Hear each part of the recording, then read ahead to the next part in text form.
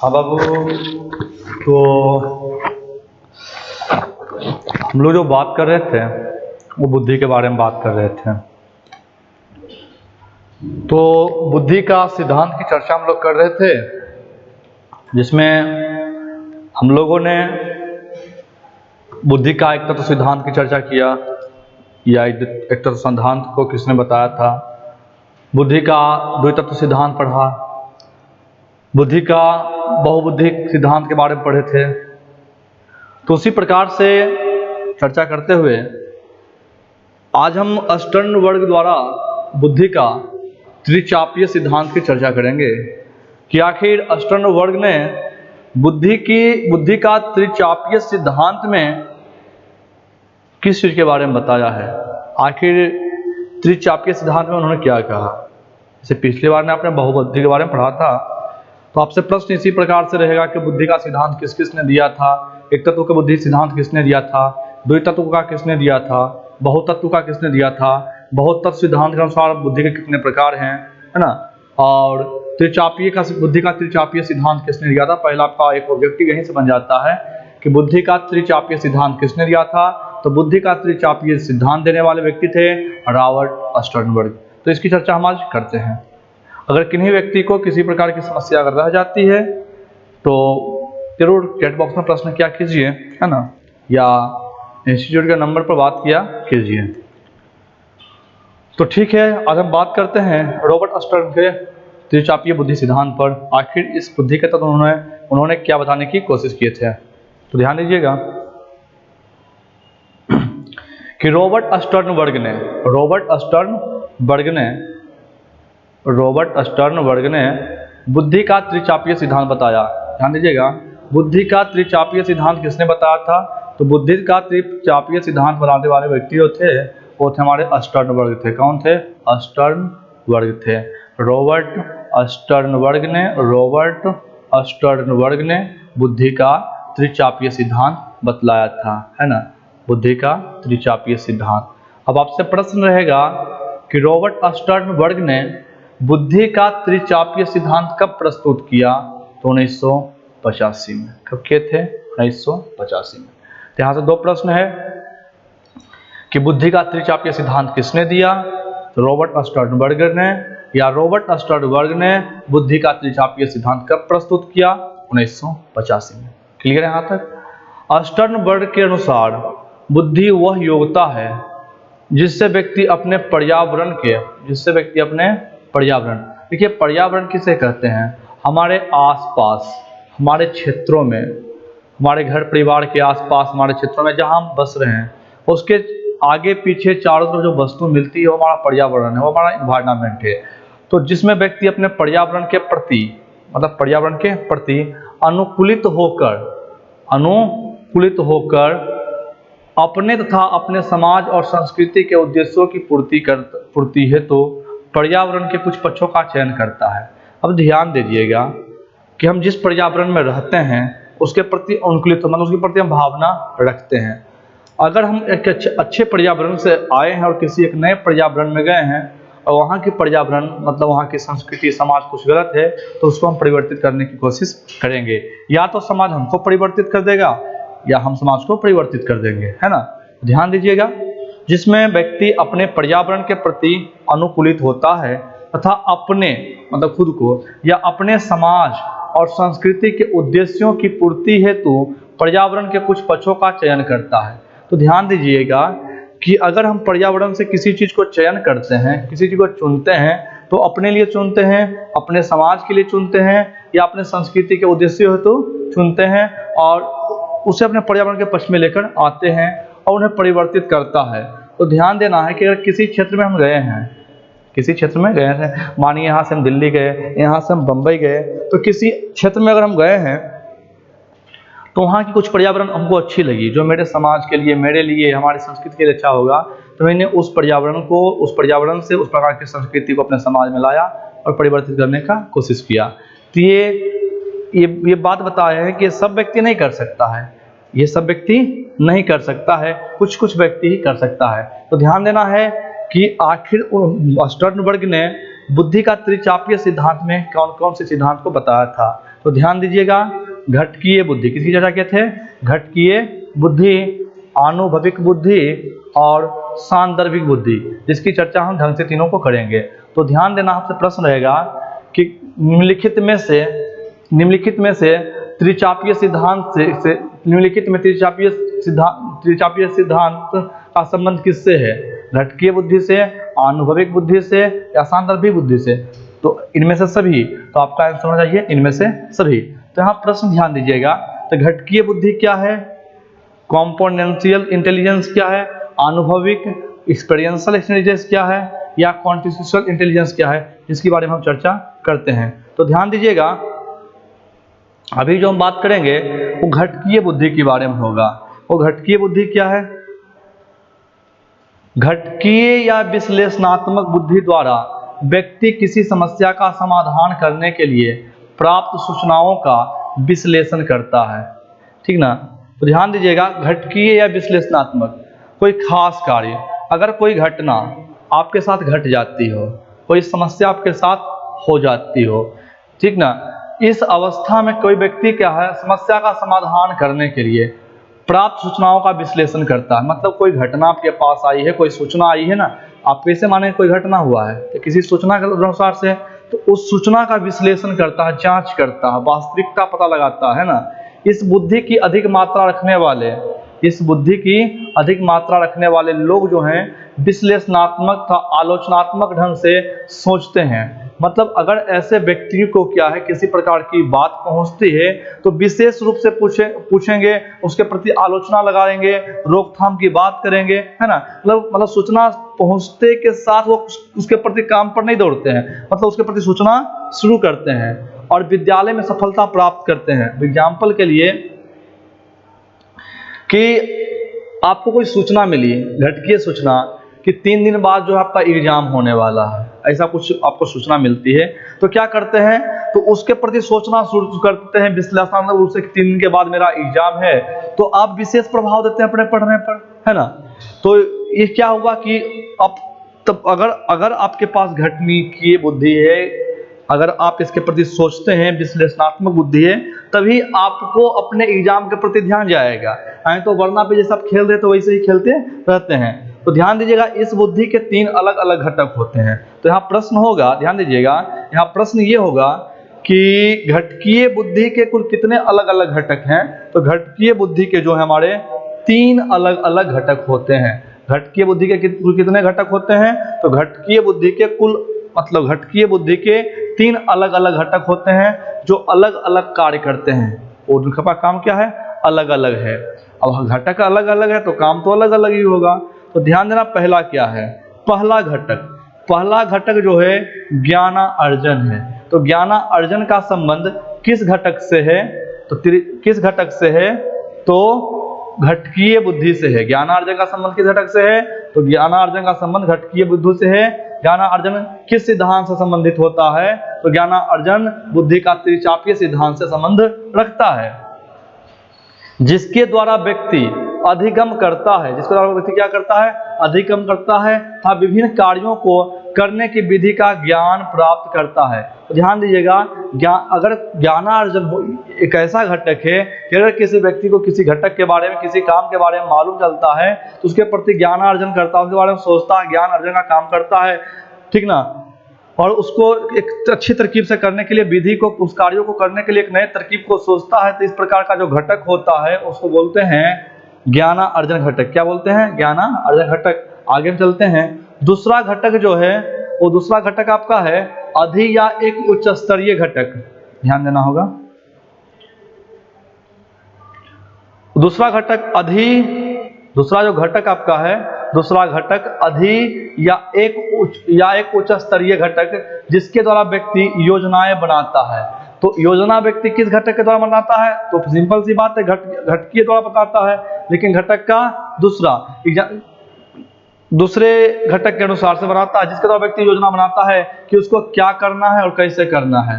जैसे आपको कोई सूचना मिलती है कि हमको जो है कल पटना जाना है, तो घटक मिला, कार्य मिल गया आपको, अब तो आप विश्लेषणात्मक तरीके से क्या सोचिएगा भाई, तो कोई व्यक्ति होंगे कल पटना जाना है तो जाना है, जाएंगे स्टेशन पर, ट्रेन पकड़ के चल जाएंगे। लेकिन कुछ लोग जो होंगे सोचेंगे कि कल का काम 6 बजे हम ये कर लेंगे, 6 से 7 करने के बाद हम स्टेशन जाएंगे, 8 बजे से ट्रेन पकड़े वहाँ जाएंगे, फिर उस जगह पर मतलब उसके प्रति एक सोचते हैं कि कहाँ पर हमको कितने बजे जाना है, किस रास्ते से जाएंगे हमको सुविधा मिलेगी, किस ट्रेन से जाएंगे हमें सुविधा मिलेगी, है ना। तो इस प्रकार का जो घटक होता है वो घटक का दूसरा नियम है ना। आगे कहता है कि उनका कहना है कि कोई भी घटना अगर मिलती है, कोई भी घटक उनको मिलता है तो वो उच्च स्तर से सोचते हैं, योजना बनाते हैं कि हमको किस प्रकार से कोई काम को करना है। एग्जाम्पल के लिए अगर बात करते हैं कि किसी का एग्जाम है, मतलब मालूम है कि कल जो 10 बजे से एग्जाम है, तो आप गांव ग्राम से दूर रहने वाले व्यक्ति हैं तो सोचिएगा कि देखो भाई कल 10 बजे से एग्जाम है, तो कोई ऐसा गाड़ी का प्रयोग करेंगे जो हमको 9 बजे तक पहुंचा दे, या हो सके हम एक दिन पहले पहुंच जाए। तो इसके प्रति आप एक योजना बनाने का काम करते हैं। तो जो हम योजना बनाने का काम करते हैं वो किस बुद्धि के तहत करते हैं, घटकीय बुद्धि के तहत करते हैं। तीसरा घटक निष्पादन से संबंधित होता है। इस विधि द्वारा व्यक्ति किसी कार्य का वास्तव में निष्पादन करता है। अब ध्यान देना है, तीसरा घटक जो है किसी का रिजल्ट से मतलब रखता है कि आखिर हमको इस कार्य से संबंधित, इस घटक से संबंधित आखिर इस कार्य को किस विधि द्वारा करें जो वास्तव में मेरा कार्य क्या हो, सफल हो जाए। तो पहले कोई घटना मिलेगी, घटना मिलने के बाद क्या करें, ज्ञानार्जन का काम करेंगे। पूछताछ के पहले हम काम करते हैं कि आगे घटना कब का है, कैसे है, या एग्जाम तो आपके दिमाग पर गया कि आपका एग्जाम कल से है, तो उसके बारे में हम पहले जांच रख लेते हैं, एग्जाम कब है, कैसे है, ठीक ना, किस चीज का एग्जाम है, कितने बजे से होगा। उसके बाद योजना हम बनाते हैं, है ना, कि आखिर हमको जाना कैसे है। और तीसरा घटक मेरा ये है कि हम ये सोचेंगे कि आखिर हम एग्जाम में आएंगे तो किस प्रकार से एग्जाम जो सफल हो जाए, किस प्रकार से तैयारी करें। तो ये क्या घटकीय बुद्धि है। दूसरा आपका है आनुभविक बुद्धि। देखिए आनुभविक जो होता है कुछ काम ऐसे होते हैं जो अनुभविक बुद्धि पर हमारा डिपेंड होता है, अनुभव पर होता है। एक्सपीरियंशियल इंटेलिजेंस जो बाबू है, ठीक ना, ये उम्र के अनुसार आता है ना। आपको बताए थे पीछे भी एक प्रकार का ये ज्ञान है। आपको मैंने बताया था कि बुद्धि का जो सीमित क्षमता है ना, कि ज्यादा उम्र के बाद ये आपको नहीं बढ़ेगा, बुद्धि जो जन्मजात होती है। लेकिन अनुभव और ज्ञान जो होता है आप हमेशा सीख सकते हैं। तो अनुभविक या सृजनात्मक बुद्धि, है ना, जिसके बारे में सोचते हैं सारी बुद्धि, वह बुद्धि है जिसके द्वारा व्यक्ति किसी नई समस्या के समाधान हेतु अपने पूर्व अनुभवों का सृजनात्मक रूप से उपयोग करता है। अब ध्यान दीजिएगा, कुछ नई समस्या मेरे जीवन में ऐसी आई हो, कोई ऐसी समस्या आई जो पहले नहीं आई थी, लेकिन हम अपने अनुभव का अनुसार करेंगे कि ऐसा घटना एक और आदमी के साथ हुआ था, तो उसने अपनी इस घटना को पूरा करने के लिए इस चीज का प्रयोग किया था। जैसे हम लोग हिस्ट्री पढ़ते हैं तो मालूम चलता है कि कमजोर सैनिक रहने के बावजूद भी राजा जीत लिया, ठीक। तो इसके प्रति क्या एक अनुभव है ना। तो देखिए राजा लोग भी होते थे क्या, समय के अनुसार अपने युद्ध नीति को बदलते रहते थे, क्योंकि अगले को मालूम हो जाता था कि हम युद्ध कैसे लड़ते हैं, उसको वो अनुभव दूसरा भी प्रयोग कर लेता था। तो अनुभविक जो होता है कि अगर हमारे जीवन में कोई नई समस्या आती है और नई समस्या को अपने हम पूर्व अनुभव के अनुसार से उसका समाधान कर लेते हैं, वो मेरा क्या है, अनुभविक बुद्धि है। इस बुद्धि की उच्च मात्रा रखने वाले जो लोग होते हैं वो विगत अनुभवों को मौलिक रूप से समाकलित करते हैं। तो जिन व्यक्तियों के पास अनुभविक बुद्धि होती है या अनुभविक बुद्धि रखना चाहते हैं, वो क्या करते हैं, विगत अनुभवों को, जो घटना किसी के साथ घट गई है उसको अध्ययन करने का काम ज्यादा वो करते हैं, तथा समस्या के मौलिक समाधान खोजते हुए आविष्कार करते हैं। और समस्या का एक नया तरीका तो खोजते ही हैं उसको खत्म करने का, और उस नई तरीका खोजने में एक नए तरीका का आविष्कार भी कर लेते हैं। किसी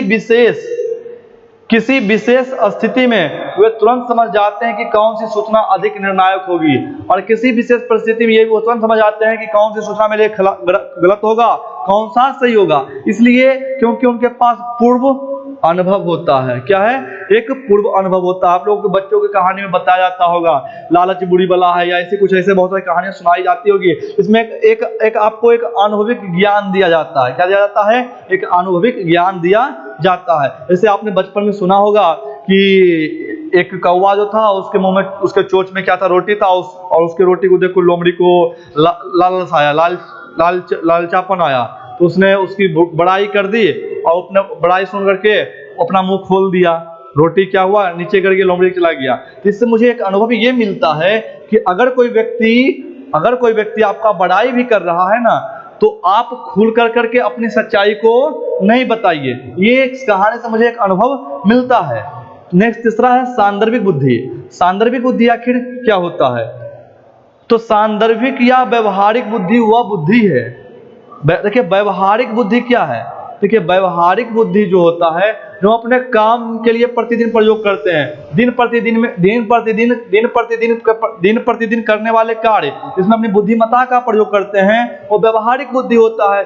कोई व्यक्ति अपने दिन प्रतिदिन के कार्यों को सही तरीके से नहीं करता है, प्रतिदिन परेशान रहता है, इसके पीछे रीजन क्या है? उसके पास सांदर्भिक बुद्धि या व्यवहारिक बुद्धि की क्या है? कमी है। तो सांदर्भिक या व्यवहारिक बुद्धि वह बुद्धि है जिसके द्वारा व्यक्ति दिन प्रतिदिन के जीवन में आने वाली पर्यावरणीय मांगों से निपटता है। अब ध्यान दीजिएगा, पर्यावरणीय मांग के मतलब वो हमारे समाज से आने वाली समस्या है ना, वो दिन प्रतिदिन निपटता रहता है। कुछ लोग जो होते हैं दिन प्रतिदिन की समस्या को निपट नहीं पाते हैं, काफी वो अवसादग्रस्त हो जाते हैं, डिप्रेशन में चले जाते हैं। लेकिन कुछ लोग जो होते हैं अपने पर्यावरण से आपस के झगड़े को या पास पड़ोस की समस्याओं को आसानी से झेल लेते हैं। इसे आप व्यवहारिक बुद्धि या व्यावसायिक बुद्धि भी कह सकते हैं। तो आपसे प्रश्न रहेगा सांदर्भिक बुद्धि का अन्य नाम क्या है? तो सांदर्भिक बुद्धि का जो अन्य नाम है वो व्यवहारिक बुद्धि भी है और व्यावसायिक बुद्धि भी है। इस बुद्धि की अधिक मात्रा रखने वाले जो लोग होते हैं, इस बुद्धि की अधिक मात्रा रखने वाले व्यक्ति अपने वर्तमान पर्यावरण से शीघ्र अनुकूलित हो जाते हैं। मतलब ऐसे बुद्धि वाले जो लोग होते हैं, जिस वातावरण में जाते हैं उस वातावरण में तुरंत ही हिलमिल जाते हैं, उन्हें पर्यावरण से कोई तकलीफ नहीं होती है, या फिर वर्तमान पर्यावरण की अपेक्षा अधिक अनुकूल पर्यावरण का चयन कर लेते हैं, या जो हाँ वर्तमान पर्यावरण में उस पर्यावरण को छोड़कर एक अच्छा पर्यावरण की वो खोज कर लेते हैं, या फिर अपनी आवश्यकताओं के अनुरूप पर्यावरण वंचित परिवहन कर लेते हैं, या जिनकी जो आवश्यकता है वो अपनी आवश्यकता के अनुसार क्या करते हैं, उस पर्यावरण में होने वाली घटनाओं को बदल देते हैं। इस प्रकार ऐसे व्यक्ति अपने जीवन में सफल होते हैं। तो जिन व्यक्तियों के पास सांदर्भिक बुद्धि होता है, वो अपने दिन प्रतिदिन में होने वाली घटनाओं को क्या करते हैं, आराम से झेल लेते हैं, और ऐसे व्यक्ति क्या होते हैं, अपने जीवन में क्या होते हैं, सफल होते हैं और सुखी होते हैं। आगे हम चलते हैं। घटकीय उपसिद्धांत, अनुभविक उपसिद्धांत और सांदर्भिक उपसिद्धांत। तो ध्यान देना है, मैंने अभी घटकीय उपसिद्धांत के बारे में पढ़ा था, इसमें हमने 3 घटक के बारे में पढ़ा था। घटकीय सिद्धांत में बताए थे कि आपके जीवन में किसी प्रकार की घटना हो जाती है, तो मतलब घटना का मतलब कोई सूचना मिलती है, उसके प्रति एक काम सोचते हैं कि आपको आखिर इस घटना को सुलझाना कैसे है। तो घटकीय उपसिद्धांत क्या है, समझिए ध्यान को। तो घटकीय उपसिद्धांत बुद्धिमत्तापूर्ण व्यवहार में अंतर्निहित संज्ञानात्मक प्रक्रियाओं का वर्णन करता है। अब ध्यान दीजिएगा, संज्ञानात्मक क्या होता है, संज्ञानात्मक प्रक्रिया क्या होती है? तो ध्यान देना, संज्ञानात्मक प्रक्रिया आती कहां से है? तो जरूरी नहीं है कि कोई जो सूचना आपको है कानों से मिले, है ना। हमारे जीवन में हमारे मस्तिष्क के पास सूचना पहुंचाने का हमारी सभी ज्ञान इंद्रियां काम करती है। सभी ज्ञान इंद्रियों का मतलब हम बता सकते हैं, हमारी 5 ज्ञान इंद्रियां हो जाती है। वो आपका है आंख, नाक, कान, त्वचा और जीभ। ये 5 ज्ञान इंद्रियां जो है, ठीक ना, आपके मस्तिष्क के अंदर क्या करता है, व्यवहार के बारे में बतलाता है। तो यहाँ पर संज्ञानात्मकता की बात करिए। संज्ञानात्मकता योग ज्ञान है, प्रक्रिया है, जिसको हम अपने ज्ञानेंद्रियों के द्वारा अपने मस्तिष्क को सिद्धांत देने का काम या सूचना देने का काम करते हैं। तो बताया गया घटकीय सिद्धांत में 3 प्रकार के घटक होते हैं। वो आपका घटक जो है, आपका एक अधिघटक होता है, पहला आपका है ज्ञानार्जन घटक, दूसरा आपका है अधिक घटक, और तीसरा आपका है निष्पादन घटक। तो पूछेगा घटकीय उपसिद्धांत में कितने घटक होते हैं? तो 3 होते हैं, ज्ञानार्जन घटक, अभिधम घटक और तीसरा निष्पादन घटक। और ये प्रश्न अगर आपसे रहेगा कि त्रिचापीय सिद्धांत में, बुद्धि का त्रिचापीय सिद्धांत में कितने घटक होते हैं? तो 3 होते हैं, एक घटकीय बुद्धि, अनुभविक बुद्धि और सांदर्भिक बुद्धि। तो अनुभविक उपसिद्धांत क्या है? तो आनुभविक सिद्धांत यह बताता है कि किस प्रकार अनुभव बुद्धि को प्रभावित करता है। यहाँ अनुभविक बुद्धि देखिए, घटकीय उपसिद्धांत जो है एक नया काम करने को होता है। जैसे ज्ञानार्जन की बात किए थे हम यहाँ पर, कि क्या किए थे, ज्ञानार्जन, सूचनाओं का संकेतन, संयोजन तथा तुलना करना। आपके पास कोई सूचना मिलती है और उस सूचना का संयोजन करते हैं, जांच परख करते हैं, तुलना करते हैं क्या क्या सही क्या गलत है। तो जब आपके पास ज्ञानार्जन घटक रहेगा तभी किसी चीज की विशिष्टता जानने की कोशिश कीजिएगा, अन्यथा जो व्यक्ति आपको बता देगा उसी में हाँ मिला दीजिएगा। दूसरा बताया गया कि अधिघटक, अधिघटक में बताया गया कि संज्ञानात्मक प्रकरणों का नियंत्रण, परिवीक्षण तथा मूल्यांकन करना। कि कोई घटना आपके पास पहुंची है तो उसको सोचते हैं क्या कोई हमको करना कैसे है ना, तो उसकी जो जांच परख करते हैं वो अधिघटक से करते हैं। और उस अधिघटक से जांच परख करने के बाद जो हम निष्पादन का काम करते हैं सही तरीके से, और निष्पादन घटक होता है कि अभिघटकों द्वारा संगठित युक्तियों का कार्यान्वयन करता है। मतलब अगर कोई घटना मेरे पास पहुंचती है, कोई सूचना पहुंचती है, ज्ञानार्जन से पता करते हैं सबसे पहले, उसके बाद उसके बारे में योजना बनाते हैं, और योजना बना क्या करते हैं, काम कर देते हैं। और जो काम कर देते हैं वो मेरा क्या हो जाता है, निष्पादन घटक हो जाता है। आनुभविक उपसिद्धांत क्या है, दूसरा हम पढ़ रहे थे। तो आनुभविक उपसिद्धांत वो सिद्धांत है, यह बताता है कि किस प्रकार अनुभव बुद्धि को प्रभावित करती है। तो आनुभविक बुद्धि सिद्धांत जो है हमारे अनुभव से किसी कार्य को प्रभावित करवाता है ना। मतलब एक बुजुर्ग आदमी के पास अनुभव शक्ति क्या होती है, ज्यादा होती है। तो आनुभविक बुद्धि उपसिद्धांत यह बताता है कि किस प्रकार अनुभव बुद्धि को प्रभावित करता है और किस प्रकार बुद्धि किसी व्यक्ति के अनुभव को प्रभावित करता है। तो ध्यान देना है कि आनुभविक बुद्धि जो अनुभव जो है बुद्धि को प्रभावित करता है, और बुद्धि जो है अनुभव को प्रभावित करता है। सांदर्भिक उपसिद्धांत क्या है, सांदर्भिक उपसिद्धांत यह निर्धारित करता है कि किसी विशेष संस्कृति में कौन से व्यवहार बुद्धिमत्ता पूर्वक कहे जाएंगे। तो ध्यान दीजिएगा, सांदर्भिक उपसिद्धांत एक ऐसा सिद्धांत है जिसमें व्यक्ति एक नए पर्यावरण में जाता है और उसमें अपना क्या करता है, व्यवसायिक बुद्धि, व्यवहारिक बुद्धि का प्रयोग कर करके या अपनी बुद्धिमत्ता का प्रयोग करके उस पर्यावरण में हिलमिल जाता है। आगे हम चलते हैं बुद्धि की योजना के बारे में, है ना। क्या कि बुद्धि की योजना, अवधान, भाव प्रबोधन का सहकालिक अनुक्रमिक मॉडल क्या है, ठीक, इसकी हम चर्चा कर। हाँ बाबू, तो हम बात जो कर रहे हैं अब ये बुद्धि की योजना के बारे में, है ना, कि बुद्धि की योजना, अवधान, भाव प्रबोधन तथा सहकालिक अनुक्रमिक मॉडल को तैयार किसने किया था। मतलब इसकी ओर चर्चा करने वाले व्यक्ति कौन थे, वो कौन से मनोवैज्ञानिक थे जिन्होंने बुद्धि की योजना, बुद्धि की योजना, अवधान, भाव प्रबोधन तथा सहकालिक अनुक्रमिक मॉडल को तैयार किया था। तो समझेंगे कि बुद्धि के इस मॉडल को जेपी दास, क्या उसने किया था, जेपी दास, जैक नागलिरी तथा किर्बी। तो क्वेश्चन आपका रहेगा कि बुद्धि की योजना, अवधान, भाव प्रबोधन तथा सहकालिक का चर्चा करने वाले या अनुक्रमिक मॉडल तैयार करने वाले मनोवैज्ञानिकों का नाम लिखें। तो आपका आंसर होगा कि इस बुद्धि को, इस मॉडल को तैयार करने वाले मनोवैज्ञानिक थे जेपी दास थे, जैक नागलिरी थे तथा किर्बी थे। और इन्होंने इस मॉडल को तैयार किया था 1994 में, जिसे इस मॉडल को संक्षेप में पास भी कहा जाता है। पास का फुल फॉर्म होता है planning, attention, simulation and successive. तो आपसे प्रश्न रहेगा कि पास मॉडल, पास अनुक्रमिक मॉडल को तैयार करने वाले मनोवैज्ञानिक कौन थे। तो आपका होगा नाम जेपी दास, नागलिरी तथा किर्बी, या जेपी दास, नागलिरी तथा किर्बी ने पास मॉडल को कब प्रस्तुत किया था, 1994 में। या पास मॉडल, अनुक्रमिक मॉडल कब तैयार किया गया, 1994 में। पास का एक शॉर्ट फॉर्म है, संक्षेपण है, इसका मतलब होता है planning, attention, simulation and successive के नाम से जाना जाता है, जिसका संक्षेपण करने वाले, जिसके बारे में बताने वाले वो जेपी दास थे, नागलिरी थे तथा किर्बी थे। कौन थे, किर्बी। हम चर्चा करते हैं कि इस मॉडल के तहत उन्होंने क्या बताया। तो भाव प्रबोधन के बारे में बताया है, अवधान के बारे में बताया है, सहकालिक के बारे में बताए हैं, योजना के बारे में बताए हैं, और इस बुद्धि को तैयार किस प्रकार से किया गया है इसकी चर्चा हम करते हैं। तो इस मॉडल के अनुसार किस मॉडल? पास मॉडल, मतलब planning, attention, simulation and successive model के अनुसार।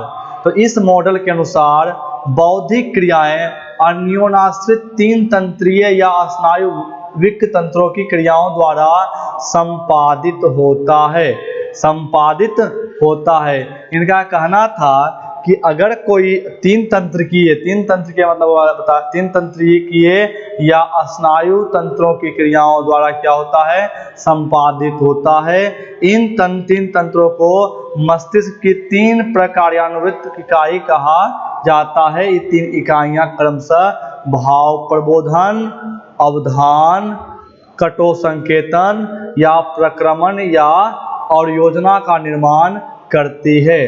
तो आपसे प्रश्न रहेगा, मस्तिष्क के अंदर मस्तिष्क की तीन प्रक्रियात्मक इकाई का नाम बताइएगा। तो भाव प्रबोधन होगा, अवधान होगा, है ना, भाव प्रबोधन, अवधान, कटो संकेतन सेम है, या प्रक्रमण कहिए, या योजना निर्माण का कार्य करने का काम करता है इस मॉडल के तहत। अब ध्यान दीजिएगा, भाव प्रबोधन और अवधान, आपसे प्रश्न रह सकता है कि भाव प्रबोधन तथा अवधान से आप क्या समझते हैं? भाव प्रबोधन या अवधान से आप क्या समझते हैं? तो भाव प्रबोधन किसी दशा किसी व्यवहार के मूल में होती है। अब भाव प्रबोधन कहाँ होगा? भाव कहाँ होगा? हमारी दशा, अगर हमारी दशा अच्छी है तो मेरा भाव स्वभाव अच्छा रहेगा, चेहरा खिला रहेगा। भाव दशा खराब है, व्यवहार, है ना, या तो भाव दशा में क्या होगा? हमारे किसी व्यक्ति का भाव मतलब चेहरा बता देता है कि उसकी दशा कैसी है, क्योंकि यह किसी उद्दीपक की ओर हमारा ध्यान आकर्षित कराती है। भाव प्रबोधन का बहुत अधिक होना अथवा बहुत कम होना अवधान को बाधित करता है। अगर भाव प्रबोधन मेरा कहीं ज्यादा है या भाव प्रबोधन कम है तो ये दोनों क्या है? हमारे कार्य में बाधित होता, हमारे कार्य में रुकावट होता है। उदाहरण के लिए जब आपके अध्यापक कहते हैं कि अमुक दिन आप सबकी एक परीक्षा ली जाएगी तो आपका भाव प्रबोधन बढ़ जाता है। ध्यान देना है कि अगर आपके शिक्षक आपको बोलते हैं कि किसी तारीख को आपका एग्जाम लिया जाएगा तो आप क्या करते हैं? आप विशेष रूप से अध्याय पर ध्यान देना शुरू करते हैं और आप क्या करते हैं? आप विशिष्ट अध्याय पर अधिक ध्यान देने लगते हैं। आपका भाव प्रबोधन आपके ध्यान को प्रासंगिक अध्यायों की विषय वस्तु को पढ़ने, दोहराने तथा सीखने के लिए अधिक प्रेरित करता है। तो यहाँ पर जो हम बात कर रहे थे भाव प्रबोधन की, जो चर्चा हम कर रहे थे, तो इस चर्चा में हम ये समझ रहे थे कि इसके तहत जो व्यक्ति होता है, इस भाव प्रबोधन के तहत जो व्यक्ति होता है, अपने किसी अमुक दिन मतलब किसी प्रकार की सूचना मिलने पर अपने कार्यों पर विशेष ध्यान देना लगता है। लेकिन अगर हम उस पर किसी प्रकार का भाव प्रबोधन नहीं करते हैं तो व्यक्ति क्या होता है? अपने कार्यों पर ध्यान देना क्या करता है? बंद कर देता है। आगे हम चलते हैं, सहकालिक तथा अनुक्रमिक प्रक्रमण। सहकालिक तथा अनुक्रमिक प्रक्रमण। जब सहकालिक तथा अनुक्रमिक प्रक्रमण क्या है?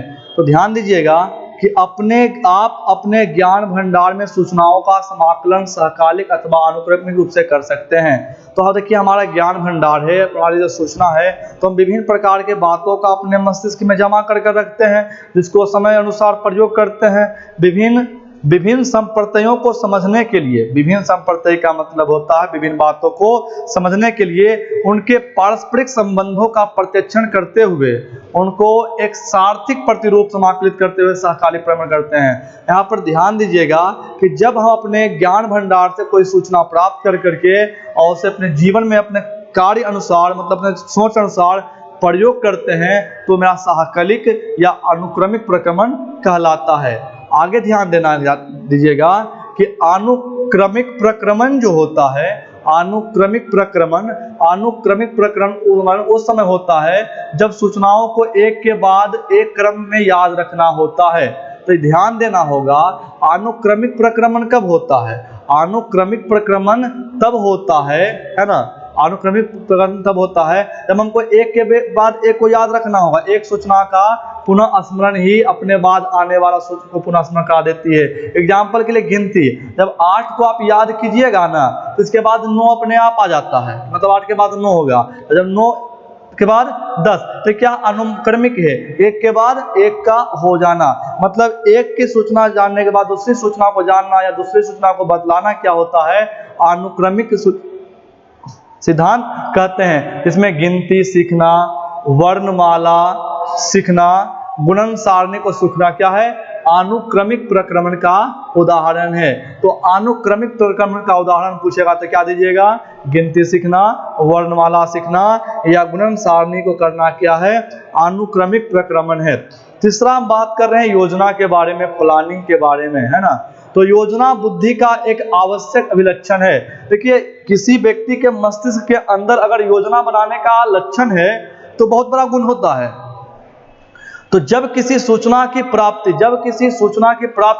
और उसके पश्चात उसका प्रक्रमण कार्य हो जाता है तो योजना सक्रिय हो जाती है। जब आपको किसी चीज की सूचना मिलती है और उस सूचना के बाद आप अपना उस सूचना के प्रति काम करना शुरू करते हैं। अगर मस्तिष्क रूप से कर रहे हैं तो योजना बन रही है, शारीरिक रूप से कर रहे हैं तो आप कार्य कर रहे हैं, है ना।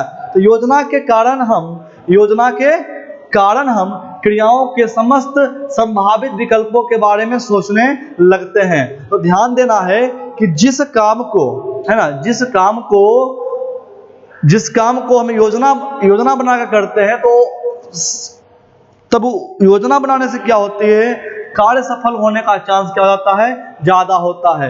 लक्ष्य की प्राप्ति हेतु योजना बनाना, देखिए अगर आपको जीवन में किसी लक्ष्य की प्राप्ति करना होता है तो आप योजना बनाते हैं, है ना।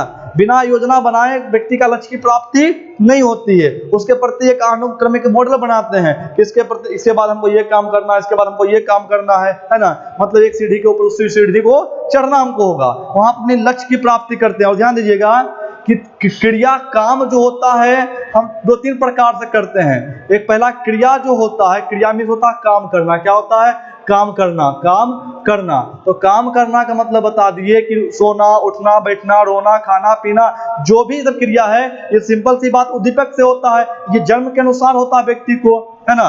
लेकिन पढ़ना जन्म के अनुसार नहीं है, लेकिन रोना, खाना, पीना, बैठना ये सब क्या है, जन्मजात क्षमता मेरी हो जाती है।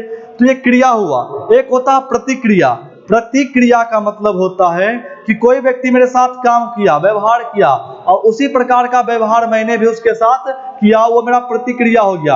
एग्जाम्पल के लिए कोई व्यक्ति मुझे क्या किया, प्रणाम किया, तो प्रणाम करने के बाद मैंने भी उनको किया, ये मेरा क्या हो गया, प्रतिक्रिया हो गया। लेकिन कुछ अनुक्रिया भी होती है। अनुक्रिया का मतलब हम बताते हैं कि अगर आप सोए हुए हैं और घर का लाइट कटा हुआ है तो उस अवस्था में क्या होता है, घर का अगर लाइट जलता है तो आपकी आंखें खुलती है ना। आप उस प्रकार की क्रिया नहीं किए कि जिस प्रकार का अगला आदमी आपके साथ क्रिया किया है आप उस क्रिया को नहीं किए हैं। अगला आदमी जिस प्रकार का क्रिया आपके साथ किया था उस प्रकार की आपने क्रिया किया तो प्रतिक्रिया हो गया। लेकिन अगर आपका घर का लाइट बुझा हुआ था, आप सोए हुए थे, लाइट कटी हुई थी और बल्ब जल गया, लाइट आ गई तो आपके आंखें खुल गई, तो इस प्रकार का जो क्रिया होता है वो हमारी क्या होती है, अनुक्रिया होती है। क्या होता है, अनुक्रिया होता है। और साथ ही साथ बताया गया है कि अपने लक्ष्य की प्राप्ति हेतु, अपने लक्ष्य का मतलब होता है कि अगर मुझे नौकरी पाना है और नौकरी पाने के लिए जिस काम को कर रहे हैं, जिस क्रिया को कर रहे हैं, वो मेरा क्या हो जाएगा, अनुक्रिया। क्या हो जाएगा मेरा, वो अनुक्रिया कहलाएगा। ध्यान दीजिएगा, जेपी दास जो थे, मनोवैज्ञानिक का नाम है जेपी दास, नालगढ़ी ने एक परीक्षण मामला भी विकसित किए हैं जिसे संज्ञानात्मक मूल्यांकन प्रणाली के नाम से जाना जाता है। और देखिए संज्ञानात्मक क्या होता है, अब ध्यान दीजिएगा, कभी कभी आप सोए होते हैं तो सोए हुए अवस्था में भी आपकी कुछ इंद्रियां काम करती रहती है। आपकी ज्ञान इंद्रिया पांच में एक आपका नाक, कान, आंख, त्वचा, जीभ। और सोए हुए में आपके बॉडी, आपके शरीर के ऊपर कुछ गिर गया, है ना। आप क्या है, आप जो व्यक्ति है आप क्या है, सोए हुए, क्या है, आप सोए हुए हैं, आपके बॉडी के ऊपर कुछ वस्तु गिर गई और उसके चलने की अवस्था इस प्रकार है। तो उसके चलने की अवस्था से आप बता सकते हैं कि आपके बॉडी के अंदर क्या है, कौन सी चीज गिरी है, आप आंखें नहीं खोले हैं, मतलब आपकी त्वचा जो है, आपकी जो त्वचा है आपके मस्तिष्क को अनुभव करा देती है ना, कि आपके बॉडी के ऊपर सांप गिर चुका है ना।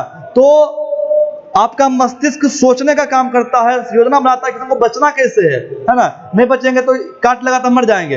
तो इस प्रकार का जो सोचने का काम करता है या मूल्यांकन करता है वो संज्ञानात्मक मूल्यांकन होता है, प्रणाली के नाम से जाना जाता है।